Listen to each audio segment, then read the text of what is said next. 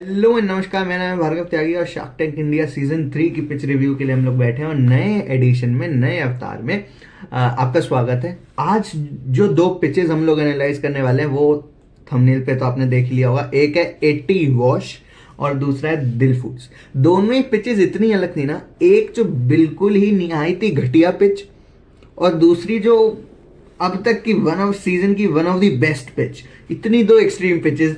बिना टाइम बर्बाद किए चलते हैं पिचेस पे। सबसे पहले 80 वॉश के बारे में बात करता हूँ। नितिन, रूबल और वीरेंद्र, तीन भाई साहब इसको लेके आए। आसान भाषा में इनका बिजनेस या प्रोडक्ट समझाने की कोशिश करूं तो वो ये कि इन्होंने एक ऐसी मशीन बनाई है जहां पे आप आधा कप पानी गिरो और कपड़े गिरो। तो वो क्या करेगा, उन्होंने कोई आईएसपी टेक्नोलॉजी करके कोई टेक्नोलॉजी बना ली है, पता नहीं उसमें ऐसा क्या खास है। एंड वो फिर उसमें ऑटोमेटेड एक प्रोसेस चालू हो जाएगा और फिर वो प्रोसेस 80 सेकंड तक चलेगा और 80 सेकंड में आपके पास आपके कपड़े धुल के बाहर आ जाएंगे। शार्क टैंक के मंच पे नेशनल प्राइम टाइम पे आके पूरी दुनिया के सामने, देश के सामने आपको प्रेजेंट करने का, अपना बिजनेस, अपना प्रोडक्ट दिखाने का मौका मिला है और आपने इतनी बुरी तरीके से कचरा कर दिया उस मौके का। क्या बोलूं फिर मैं। दो डेमो दिए, दोनों फेल। नंबर्स तुम्हारे कोई सही नहीं जा रहे हैं। क्या चल क्या रहा है ये। मतलब रुक जाओ, आ जाओ, पहले थोड़ा सीरियस हो जाते हैं ना। टाइम बर्बाद तो करना नहीं है। जो स्टार्टअप ओनर्स और फाउंडर्स मेरे को सुन रहे हैं, तुम भी सुन लो भाई। अगर ऐसा बिजनेस बनाने की सोच रहे हो ना तो रहन दो। अगर इतनी ही तैयारी है तुम्हारे बिजनेस की तो भाई मैं अभी हाथ जोड़ रहा हूँ, मत करो, कुछ और कर लो। घर पे पापा से कह दो एक दुकान खुलवा देंगे, वहां बैठ जाओ, पर ये धंधा मत करो। क्या कर रहे हैं, क्लोथ्स वॉश करेंगे जी बिना वाटर बिना डिटर्जेंट के। 80 सेकंड में करेंगे जो ऑर्डर रिमूव कर देगा, स्टेन रिमूव कर देगा, बैक्टीरिया रिमूव कर देगा। इतने बड़े क्लेम एक आइडिएशन प्रोजेक्ट ही है। मतलब तुम्हारा प्रोडक्ट सही से बना नहीं है, वो एक इतना नेसेंट स्टेज में है कि जब टेस्ट किया गया तो भाई साहब 2 वॉश में 3 वॉश में तुम्हारा हो ही नहीं रहा है, रिजल्ट ही नहीं आ रहा है। वर्स मतलब इससे बेटर रिजल्ट तो घर पे आ जाते हैं। और फिर तुमने आके इतने बड़े बड़े दावे कर दिए, इतने बड़े बड़े घोषणाएं मचा दी पूरे देश में कि हमने तो ये कर दिया और वो कर दिया और बिना पानी के बिना डिटर्जेंट के और ऑर्डर फ्री हो जाएगा, स्टेन फ्री हो जाएगा। क्या स्टेन फ्री हो जाएगा? दूसरे अटेम्प्ट के बाद तो तुम्हारा स्टेन और फैल गया कॉफी का, ऐसे स्टेन फ्री हो जाएगा। और तुम्हें 2 मौका देगा कौन? यहां पे तो चलो तुम्हारे पास टाइम था, तुम इतने बाकी बिजनेस की बातें समझा रहे थे, तुम्हें दूसरा मौका दे दिया। इंडस्ट्री पर्पस के लिए जो तुमने ये बनाया है, तुम्हें क्या लगता है इंडस्ट्री वाले बैठ के 2-2 3-3 बार उसे चलाएंगे? अपने प्रोडक्ट की टेस्टिंग घर से नहीं करके आ सकते थे? या नेशनल टीवी पे आके मजाक बनने का ज्यादा ही शौक था? स्टीम टेक्नोलॉजी बनाई है जी, बहुत कम पानी यूज होता है। पेटेंट जो है वो भी ग्रांट नहीं, अप्लाइड ही है। ग्रांट भी हो जाएगा तो मुझे नहीं लगता बहुत ज्यादा कुछ उखाड़ लोगे मेरे मित्र। ऑटोमेटेड प्रोसेस है, ठीक है जी। कहाँ काम आएगा? जहां पे वॉशिंग बहुत बल्क में होती है वहां काम आएगा। और अपने 2.5 महीने में 40 यूनिट बेची है। वॉशिंग बल्क में होती है वहां काम आएगा, वो बात ठीक है, लेकिन उस हिसाब से फिर बनाओ तो। अगर तुमने इंडस्ट्रियल पर्पस के लिए, B2B पर्पस के लिए वो मशीन बनाई है तो कम से कम उसमें वो फीचर्स भी तो होने चाहिए। सेटिंग अप टाइम तुम्हारी मशीन ले रही है कि चालू होने में जी थोड़ा टाइम लगेगा। क्यों टाइम लगेगा चालू होने में? जहां बल्क में कपड़े धुलेंगे, जहां इंडस्ट्रीज में तुमने कहा ना कि जहां बल्क में वॉशिंग होती है वहां तुम्हारी मशीन काम आएगी। जहां बल्क में कपड़े धुलेंगे उनके पास टाइम है कि तुम्हारी मशीन पहले सेट करे, वो उसे सेटिंग टाइम दे। क्यों दे सेटिंग टाइम? फिर उसके बाद इतनी लो कैपेसिटी का प्रोडक्ट बनाएगा कि एक बार में बस 2 ही शीट्स डलेंगी। बल्क प्रोडक्ट बना रहे हो कि 1000 शीट धुलवा देंगे लेकिन 2-2 करके धोएंगे। तो सेंस भी है? तुम क्या क्या कह रहे हो, क्या बनाया है, क्या। उफ उफ उफ। 5 साल की पार्ट टाइम रिसर्च करी, रिसर्च करके ये प्रोडक्ट बनाया? सीरियसली मत करते रिसर्च। काय की रिसर्च करी? कपड़े धोने की रिसर्च करी, वो भी इतनी वाहियात, वो भी इतनी वाहियात। डेमो ही फेल कर दिया वहां तुम्हारा तो बस बंटाधार। 3 kg की मशीन की। चलो एक बात पूरी पिच में जो मेरे को सही लगी वो ये कि 3 kg की मशीनरी का कॉस्ट आ रही है इनने 19,500 और बेच रहे हैं 25,000 पे। तो मार्जिन अच्छा खासा सा है, पर कोई फायदा नहीं है इस मार्जिन का, कोई फायदा नहीं है इस प्राइसिंग का जब प्रोडक्ट इतना वाहियात हो तो। क्यों कर रहे हैं ये सब कुछ, मुझे सबसे बड़ा सवाल तो ये है। और 7 kg की मशीन भी बेचते हैं जी 55,000 रुपये, और एवरेज प्राइस इनका 40,000 है। ठीक है, कोई बात नहीं। इन्होंने अपने मार्केट को नहीं समझा। फाउंडर्स, इसे मैं बोलता हूं फाउंडर्स ऑब्सेशन, इतने ऑब्सेस्ड हो गए थे कि इन्हें अपने आइडिया के अलावा और कुछ दिखाई नहीं दे रहा है। इन्हें लग रहा है मैं जो सोच रहा हूं, मैं जो बनाना चाह रहा हूं, वो तो भाई बहुत 30 खान चीज हो गई। मैं जो बनाना चाह रहा हूं बना भी नहीं है। मैं जो बनाना चाह रहा हूं, पहले बना ही लेते तभी आ जाते शार्क टैंक। पहले बना ही लेते। इतना ऑब्सेशन कर लिया इन्होंने फाउंडर्स ने कि मैं प्रोडक्ट को टेस्ट करना ही, और प्रोडक्ट टेस्ट पता है क्यों नहीं हुआ? क्योंकि नंबर्स का लैक था मेरे हिसाब से। नंबर्स का लैक मतलब ये न्यूमेरिक टर्म्स में नहीं बता पा रहे थे कि प्रोडक्ट की कितनी एफिकेसी है, प्रोडक्ट कितना एफिशिएंट है, कितना परसेंट एफिशिएंट है, कितने दाग निकालेगा, कितने टाइम में निकालेगा, कितना परसेंट उस पर यूजफुल रहेगा, वो कितना परसेंट उसका जो स्टेन जो एंटीबैक्टीरियल के कह रहे हैं वो रिड्यूस होता जाएगा हर वॉश के साथ। क्योंकि देखो, एक ही वॉश में निकालना तो मुश्किल है, 80 सेकेंड में एक ही वॉश में तो मुश्किल से मुश्किल दाग निकाल दोगे बिना पानी, बिना डिटर्जेंट यूज करे। ये तो भाई वाहियात चीज है। तो ऐसा होगा कि जी हर वॉश के साथ तुम्हारे स्टेन जो है वो फेड होता रहेगा। अब कितना परसेंट फेड होगा, कितना उसका यूजफुलनेस है, वो एक बहुत बड़ा डाउट है। और इंडस्ट्रियल यूज में एक कपड़ा 2 बार जाएगा क्यों, मेरे को ये समझ में नहीं आ रहा कि पहली बार में अगर रिजल्ट नहीं मिल रहा है, अगर एक बार में कपड़ा साफ नहीं हो रहा है, why would the industrial people put that cloth again and again and again into the machinery to get it clean. अच्छा ठीक है, अगर इनके पास टेस्टिंग थी, अगर इनको अपने प्रोडक्ट पे दम था, अगर ये घर से तैयारी करके आए थे एक पर्टिकुलर डिटर्जेंट के साथ, एक पर्टिकुलर स्टेन के साथ, उन सब से तैयारी करके आए थे, तो जब विनीता ने ये चैलेंज दिया कि मैं अपनी कॉफी गेर दूं क्या, तो इनको वहां हाँ नहीं करनी चाहिए थी। इनको वहां हाँ नहीं, सबसे पहले सवाल तो मेरा ये कि तुमने ऐसा टेस्ट क्यों नहीं किया, कि मुश्किल से मुश्किल दाग टेस्ट करके क्यों नहीं देखा? तुम्हें पहले ही पता चल जाता कि तुम्हारे प्रोडक्ट में दम नहीं है। और फिर भी अगर तुमने टेस्ट करके नहीं देखा, तो जब विनीता जी ने तुम्हें चैलेंज दिया तो तुमने वो एक्सेप्ट कैसे कर लिया? क्यों किया है? तुम्हें पता नहीं था कि तुम्हारे फेल होने की चांसेस बहुत ज्यादा है, बहुत ज्यादा है, क्योंकि तुमने अपने क्लोज्ड बॉक्स थिंकिंग के अलावा कुछ ये क्लोज्ड बॉक्स फिनोमेना है ना, कि तुमने वो बंद कमरे में से बाहर कभी सोचा ही नहीं। मैं ये नहीं कह रहा लोग बुरे थे, with due respect Nitin, Rubal, Virendra ji होंगे, उनकी नॉलेज मुझसे बहुत ज्यादा होगी।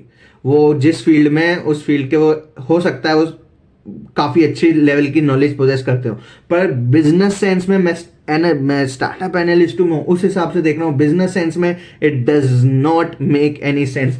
No product, no business, nothing. केवल waste of resources, waste of time, waste of energy and everything. ना कोई प्रोडक्ट तमीज का बना है, ना कोई आपका बिजनेस तमीज का बना है। क्या प्रॉब्लम क्या पता है? क्योंकि ना, अच्छा ये चीज खैर पता चल गई थी जब विनीता ने चैलेंज किया ना कि मैं कॉफी डाल दूं क्या, तो नितिन जी के चेहरे के फेस एक्सप्रेशंस ने बता दिया था कि इनको अपने प्रोडक्ट पे बहुत ज्यादा दम है नहीं। इनके फेस एक्सप्रेशन आप देखो, उस सेगमेंट में जाके पिच देखो, चेहरे के एक्सप्रेशन पे कैमरा वो गया जब विनीता जी ने बोला कि मैं अपना कॉफी डाल दूं क्या, तो कैमरा उनके फेस पे गया और उनके एक्सप्रेशन बता रहे हैं कि उनको उनके प्रोडक्ट पे फेथ नहीं है, फिर भी उन्होंने चैलेंज एक्सेप्ट कर लिया। मार्केट की इनको अंडरस्टैंडिंग नहीं, ये इंडस्ट्रियल यूज में जाना चाह रहे थे पर इंडस्ट्री को इन्होंने समझा नहीं। जैसा कि अनुपम जी ने मार्क किया कि केवल वॉशिंग नहीं होता है, उसके बाद ब्लीचिंग वगैरह के बहुत सारे प्रोसेस होते हैं, और उस बड़े से प्रोसेस का एक छोटा सा पार्ट को पकड़ के इन्होंने मशीनरी बनाई है और सोच रहे हैं कि हम तो तहलका मचा देंगे। This is what their pitch was directed at least towards. Market की इनको बिल्कुल अंडरस्टैंडिंग नहीं है, प्रोडक्ट बहुत ज्यादा अंडर डेवलप्ड है, कोई रेफरेंस नहीं मिलेगा इन्हें, कोई माउथ टू माउथ पब्लिसिटी नहीं मिलेगी, कोई कस्टमर एडवोकेट नहीं बनेगा, क्योंकि प्रोडक्ट है ही नहीं। जो 40 यूनिट इन्होंने भेजी हैं, मुझे नहीं समझ में आ रहा है किसने खरीदी है और क्यों खरीदी है, बेचारे का पैसा डूब गया होगा। तो डियर स्टार्टअप फाउंडर्स, अगर आप भी ऐसा कुछ प्लान कर रहे हैं तो मत करना। या एक बार मेरे से कांटेक्ट कर लेना, मेरे जैसे किसी और स्टार्टअप एनालिस्ट से कांटेक्ट कर लेना, जिससे भी करना चाहो, बैठ के एक बार उससे डिस्कस कर लेना कि जी भैया मैंने ये बनाया है, मैं ये बनाना चाहता हूँ, क्या चलेगा नहीं चलेगा। अपना समय, अपना पैसा, अपनी एनर्जी कहीं और ऐसी फालतू चीज़ों में वेस्ट मत करना। बहुत ज़्यादा नहीं ड्रैग करते हैं इसको, नेगेटिविटी से थोड़ा दूर चलते हैं, अगली पिच पे बढ़ते हैं। दिल फूड्स की पिच, आहा क्या पिच थी भाई, मजा आ गया। मतलब इस पिच में ना मेरे पास कुछ नहीं है बताने को, इस पिच में ना मेरे पास कुछ नहीं है नेगेटिव निकालने को, क्योंकि कुछ नेगेटिव है ही नहीं।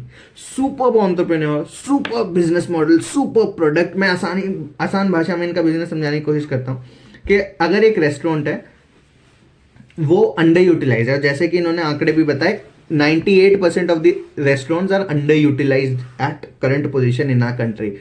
जो रेस्टोरेंट ऐसे अंडर यूटिलाइज मतलब जो सर्व कर सकते हैं 100 लोगों को, लेकिन फॉर सम रीजन 50, 60 या 70 लोगों को ही सर्व कर रहे हैं, बिकॉज प्रोबेबली उससे ज्यादा लोग या ऑर्डर्स उनके पास नहीं आ रहे। तो जो ऐसे जो लोग हैं, जो अंडर सर्व्ड रेस्टोरेंट्स हैं, बेसिकली वो इनके साथ पार्टनरअप कर सकते हैं। ये लोग उस एरिया को समझेंगे, वहां के लोगों को समझेंगे, उसके हिसाब से वहां क्या चलेगा, कौन सी डिश चलेगी, कौन सा फूड आइटम चलेगा, वो तैयार करेंगे, प्रेडिक्ट करेंगे, और उसका एक ब्रांड, उस प्रोडक्ट का एक ब्रांड इन रेस्टोरेंट्स को सौंपेंगे। और केवल ब्रांड ही नहीं सौंपेंगे, उसके साथ उसको रेसिपी भी देंगे, उसके साथ उनको रॉ मटेरियल्स भी देंगे, जो सामान बनाने का जो प्री मिक्सेस हैं वो भी देंगे, फ्रोजन प्री मिक्सेस देंगे, जहां पे रेस्टोरेंट का काम क्या होगा, मतलब लाइक ओपन, पोर, मिक्स, पैक, सर्व। अपना कोई दिमाग शेफ को नहीं लगाना वहां पे, ठीक है, वो वाली चीज यहाँ पे रहेगी। और जैसे कि उन्होंने अपनी पिच में भी बताया कि हर दूसरे दिन ये आपको नया माल भेजेंगे, तो कंपेयर टू इंडस्ट्री स्टैंडर्ड्स जहां हर तीसरे दिन नया माल आता है, ये हर दूसरे दिन अपना साइकिल चेंज करते हैं, तो बेटर है एंड फ्रेशर है than the normal servings in the industry. इसके अलावा वर्चुअल रेस्टोरेंट, मैं अब इनके बिजनेस के बारे में बता देता हूँ, थोड़ा टेक्निकल तरफ जाते हैं ना। तो जो लो प्रॉफिट्स की जो प्रॉब्लम हमारी होटल इंडस्ट्री में, नेशन की होटल इंडस्ट्री में, ओरेका इंडस्ट्री में रही है, और हाई स्टाफ डिपेंडेंसी की जो प्रॉब्लम रही है, उस पर इन्होंने टारगेट किया है। इन्होंने अपने वर्चुअल रेस्टोरेंट्स खोले हैं, अपने वर्चुअल ब्रांड्स खोले हैं, और इट्स लाइक क्लाउड किचन है but without own kitchens. Instead हमने वो काम आउटसोर्स कर दिया। अब जो रेस्टोरेंट्स के पास समय है, शेफ्स हैं, मैन पावर है, बट ऑर्डर्स नहीं है, वो अब मेरे ब्रांड का रेसिपी बना सकते हैं और मेरे नाम के अंडर सर्व कर सकते हैं, बदले में मैं उन्हें कुछ पैसा दे दूंगा। So basically this is what the whole model is, ठीक है। 8 ब्रांड्स हैं इनके, मैं जो जो पॉइंट्स बोलते थे ना मैं टिक करता रहा हूँ, so that I don't miss. इतने सारे पॉइंट्स थे ना, इतने सारे अच्छे पॉइंट्स थे कि I don't want to miss any point. 8 इनके ब्रांड्स हैं बेस्ड ऑन डिफरेंट रीजन और different customer size, and I think ये बहुत अच्छी बात है, बिकॉज हमारे कंट्री में ना इतने डिफरेंट टाइप की वेराइटीज एंड फूड आइटम्स हैं, इतने भिन्न भिन्न प्रकार के लोग बोलते हैं ना, वो हैं कि हर किसी की पसंद अलग है यार। यू कैन नॉट से कि मैंने एक तरीके का प्रोडक्ट निकाल दिया वो सक्सेसफुल होगा ही होगा, ऐसा नहीं बोल सकते तुम। तो क्या होता है ना कि इन्होंने डिफरेंट तरह के प्रोडक्ट्स निकाल दिए हैं, प्रोडक्ट्स बेसिकली ब्रांड्स निकाल दिए, और उनके अंदर डिफरेंट कैटेगरी के प्रोडक्ट सामान फूड आइटम्स दे रहे हैं। तो इनके पास एक अपर हैंड भी है कि जब इनको लगेगा कि जी I need a new variety, I need a new brand, तो ये बहुत जल्दी से खोल सकते हैं, बिकॉज इनका केपेक्स बहुत कैपिटल लाइट बिजनेस है, तो इनका कैपिटल का खर्चा उतना नहीं है, क्योंकि अल्टीमेटली इन्हें बस रेसिपी तैयार करनी है और फिर काम तो कोई और करेगा, ठीक है। तो वन टाइम इन्वेस्टमेंट इनके बिजनेस में, उसके बाद रिपीटेबिलिटी जो भी इनके बिजनेस में चाहिए वो तो आगे रेस्टोरेंट करेगा जिनके साथ इन्होंने पार्टनरअप कर रखा होगा। तो 8 ब्रांड से 10 जाने में, 12 जाने में कोई ज्यादा मुश्किल नहीं आएगी, और इनका मेन्यू रिच ही होगा। जो भी रिसोर्सेज हैं ये इस तरीके से उनको ज्यादा अच्छी तरीके से यूटिलाइज भी कर पाएंगे और डिप्लॉय भी कर पाएंगे। तो बेसिकली इन्होंने क्या किया ना, सारे रेस्टोरेंट्स के लिए एक इकोसिस्टम बना दिया है, और प्रॉफिटेबिलिटी को ये टारगेट कर रहे हैं कि जो लो प्रॉफिट्स की प्रॉब्लम रेस्टोरेंट्स में रही है हम उसको वैनिश कर देंगे। और ये चीज ना उनके मॉडल से दिख भी रहा है। क्यों दिख रहा है? क्योंकि पिछले साल उनका 7 करोड़ का रेवेन्यू था, लेकिन अनफॉर्चुनेटली उन्होंने 1 करोड़ का लॉस किया। अब स्टार्टिंग ऑफ द बिजनेस थोड़ा बहुत लॉस समझ में आता है, बिकॉज मार्केटिंग में पैसा जाता है, सारे स्टैंडर्ड्स एंड प्रोसेसेस सेटअप करने में पैसा जाता है। तो इट्स लाइक जैसे जनरेटर, अगर आप लोगों ने कभी देखा हो तो जनरेटर चलाने के लिए ना पहले एक दो बार पुश करना पड़ता है, बाद में वो अपने आप चलने लगता है, फिर वो चलता रहता है, उसमें अब तुम डीजल पेट्रोल वगैरह डालते रहो, वो चलता रहेगा, फिर तुम्हें उसे बार बार छेड़ने की जरूरत नहीं है। तो वो जो पहला मेहनत है ना वो करना पड़ता है। तो थोड़ा सा लॉस इन्होंने स्टार्टिंग में बियर किया, लेकिन बाद में ऑन ये प्रॉफिटेबल रहेंगे, और इनकी यूनिट इकोनॉमिक्स भी जब इन्होंने समझाई तो मैं दिखाऊंगा आपको कि उसमें भी ये प्रॉफिटेबल चल रहे हैं। इस साल का इनका प्रोजेक्टेड रेवेन्यू है 30 करोड़ का, और उसमें लगभग 2.5 करोड़ 2 से 2.5 करोड़ का ये लोग प्रॉफिटेबल रहेंगे, मतलब ऑलमोस्ट 5 to 7% का ये लोग प्रॉफिट कमाएंगे। लॉजिस्टिक्स ये लोगों ने बोला कि हमने अपने हाथ में रखी है, और पहले तो मेरे को ये थोड़ा सा डिस्टर्बिंग पॉइंट लगा कि यार लॉजिस्टिक अपने हाथ में क्यों रख रखी है, लेकिन फिर जब इन्होंने बताया कि इनकी लॉजिस्टिक की कॉस्ट लेस देन 1% आती है, सो आई थिंक यार फिर तो कोई दिक्कत की बात नहीं है। तो दिस इज बेटर देन कि तुम किसी थर्ड पार्टी को रखो, अपना लॉजिस्टिक्स दो। तो अगर तुम अपने हाथ में लॉजिस्टिक्स रख के अच्छा मेंटेन कर पा रहे हो तो कोई दिक्कत की बात नहीं है। ऐसा नहीं होता कि कोई काम कर नहीं सकता है, मतलब it's not like you will not able to do something, it's like you have to prove that I can do along with the things I am doing right now. तो वो वाली बात है। सेलिंग प्राइस भी मेरे को बहुत ज़्यादा कुछ खास ज़्यादा मेरे को लगा नहीं, मार्केट एवरेज के ही बराबर ये लोग अपनी डिशेस बेच रहे हैं। 11 से 12% का इबिट्टा, और जो मैंने फाइनल प्रॉफिट की बात करी थी 5 से 7% नेट प्रॉफिट, और अभी ये 11 से 12% का इबिट्टा पे चलेंगे। और जो डिटेल्स ऑफ फाइनेंशियल्स के ऊपर इनका कंट्रोल था वो राधिका जी ने भी अप्रिशिएट किया, and I would also like to appreciate कि बहुत अच्छा इन्होंने कंट्रोल अपना फाइनेंशियल्स के ऊपर रखा हुआ।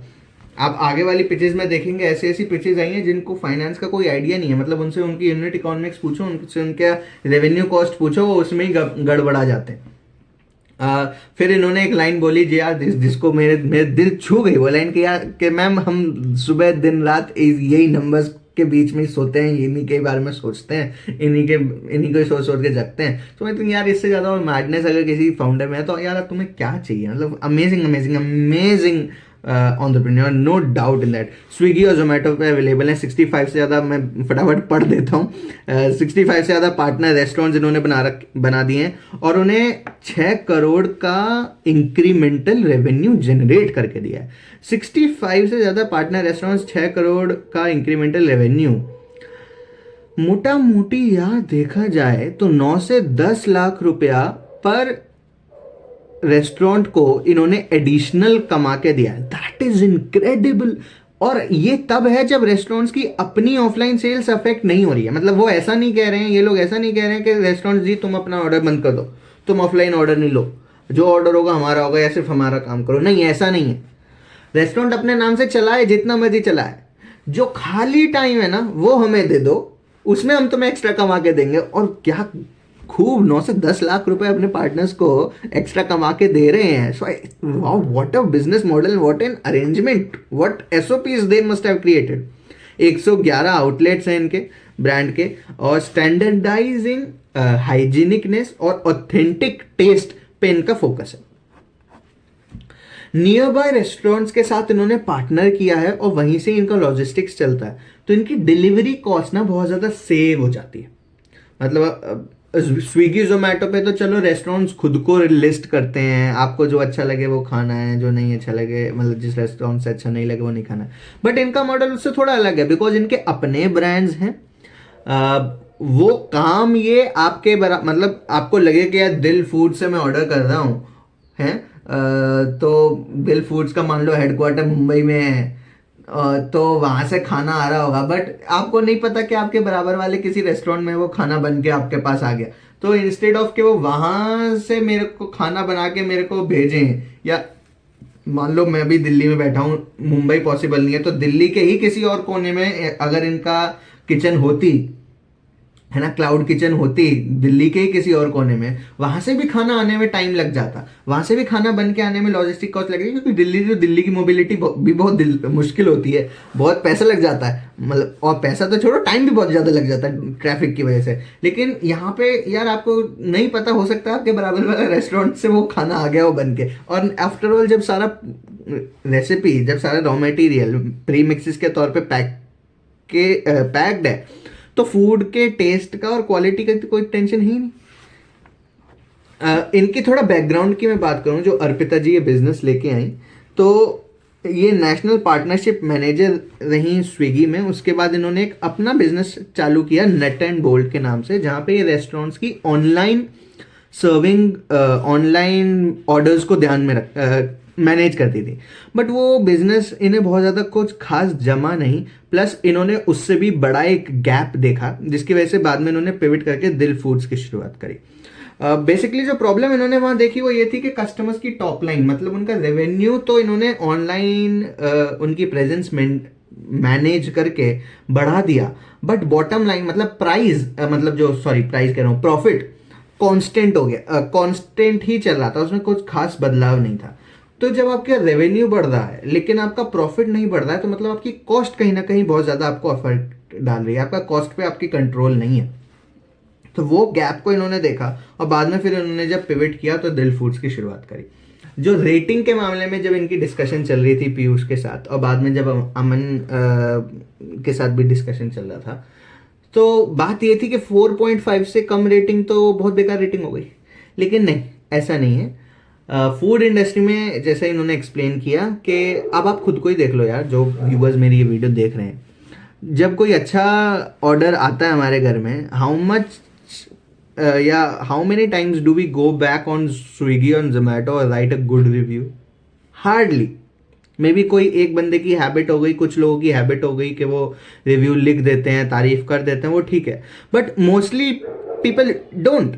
हाँ, लेकिन वहीं अगर सोचो मैंने कुछ ऑर्डर किया और मेरे चावलों में कॉकरोच निकल आया तो, या चावल कच्चे आ गए, तो मैं तो भाई एकदम जाके लिख दूंगा ना, एकदम जाके नेगेटिव रिव्यू लिख दूंगा। तो फूड इंडस्ट्री के स्टैंडर्ड्स थोड़े से अलग हैं, वहाँ पे एवरेज रेटिंग उतनी ज़्यादा नहीं होती है, तो 4.1 इज़ अ गुड रेटिंग। इनकी अभी 4 है, टारगेट कर रहे हैं 4.2 पे पहुंचने की। इसी से ये भी पता चलता है कि इनकी कस्टमर और इंडस्ट्री की नॉलेज कितनी अच्छी है। यार मैं तारीफ ही करे जा रहा हूँ, मुझे समझ में नहीं आया, बट मैं और क्या करूँ यार, इतना अच्छा बिजनेस, इतना अच्छा एंटरप्रेन्योर, इतनी अच्छी नॉलेज, मैं और क्या करूँ, मतलब पूरे नंबर ले जाओ। मैं जब 4P एनालिसिस करते थे पिछली वीडियो में, तो 20 में से नंबर देता, ले जाओ यार 20 में से 20 नंबर ले जाओ, और क्या करूँ मैं, मतलब एक्सीलेंट। 5 में से 4 शार्क्स का ऑफर आया, अमन जी ने ऑफर नहीं दिया, पीयूष, राधिका, विनीता और रितेश, तो इन्होंने ऑफर दिया, इनका ऑफर रिसीव हुआ एंड डील पक्की हो गई। सो या this was the 2 pitches of 80 wash and दिल फूड्स। अगले एपिसोड में कौन सी देखेंगे? हम देखेंगे एआई कवच और बार्टिसंस की डील देखेंगे। तब तक के लिए जैसे जितना प्यार आपने इस सीरीज को अब तक दिया है उतना ही बरकरार रखना, एंड आगे भी प्यार बरसाते रहना। So that's all for today. Thank you and have a nice day.